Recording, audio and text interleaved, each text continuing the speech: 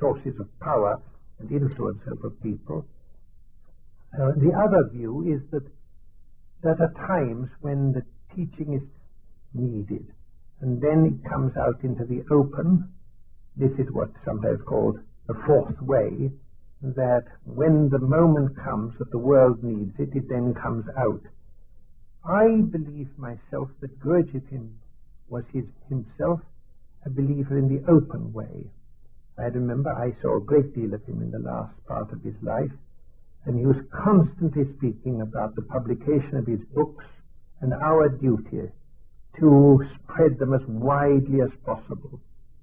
I remember once I went at the invitation of Dr. Montessori to give that lecture about Gurdjieff at a conference of hers in San Remo, and it was put on the Italian radio, and I went back to Paris and told him, and he was beaming. He said, I think Pope Rome will have heard this now, and perhaps Pope Rome will invite me to Rome. One day everyone will be talking about this teaching, and so on. I don't think he was entirely play acting in doing that. I think he really did want, and I think even I can say that I believe he held on to life when he was dying and really overdue to die, completely shattered body, until he was assured beyond doubt that his book would be published. I remember taking the proofs to him in Paris, and he saying, now I am satisfied. And I think that he wanted to see his teaching very widely spread. This is the reason I is trying to follow that line myself. And at the same time, I'm also very well aware of the importance of preserving it intact and keeping it from being adulterated, so that both the esoteric and the open require one another. They're really complementary to one another, the unmanifested and the manifested, the arupa and the rupa, as the Indians say. And if you ask me what I think that there's something so powerful in certain of Gurdjieff's ideas that they are going to play a really important part in the reconstruction of society that's got to come in the next 20, 30, 50 years.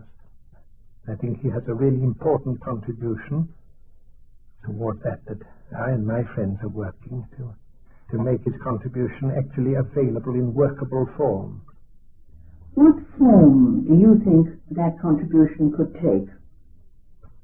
I think it is to show that it's possible to set up a society based on these laws of 3 and 7, based upon a sound psychology, and above all based on what Gurdjieff called the principle of reciprocal maintenance. This was I believe, his really great contribution.